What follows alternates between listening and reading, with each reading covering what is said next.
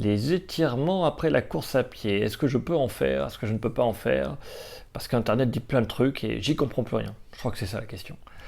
Donc, pour faire simple, on n'étire pas avant d'aller courir, sauf si tu as une pathologie. Mais si tu n'as pas de pathologie, on n'étire pas avant, parce que tu vas perdre en proprioception, en capacité de réactivité au niveau musculaire. Donc, si tu fais un faux écart, que tu marches dans un trou que tu n'as pas vu, tu vas augmenter tes risques, tes chances de te blesser.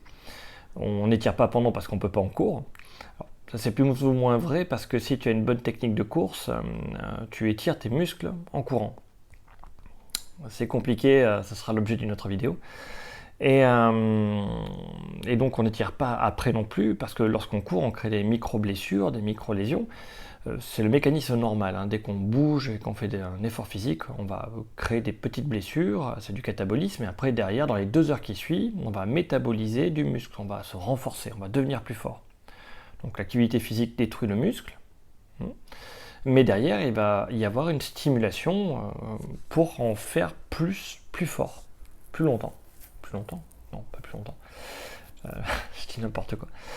Je reviens sur la question. Donc, vu qu'il faut vraiment 2 heures au corps pour, on va dire, réparer en grande partie les blessures liées à la course, les micro-blessures, il faut mieux s'étirer, passer 2 heures.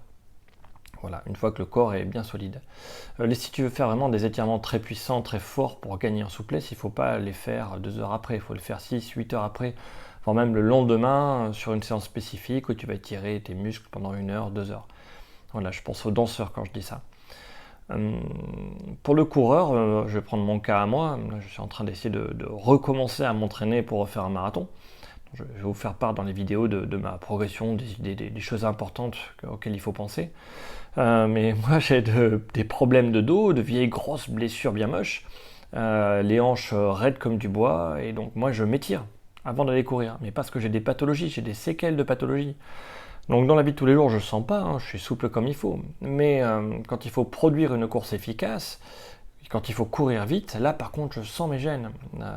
C'est comme si j'avais des freins mécaniques, je roule en voiture avec le frein à main, donc je vais casser quelque chose. Parce que mon frein à main, c'est mes blessures. Donc je les étire avant pour relâcher. Et une fois que j'ai mon corps qui est relâché, je peux produire de la puissance sans problème. Donc voilà, moi je te conseille de ne pas t'étirer du tout le lendemain ou plus tard, sauf si tu as une pathologie, et dans ce cas-là, ça va vraiment t'aider à courir mieux. J'espère que j'ai répondu à la question.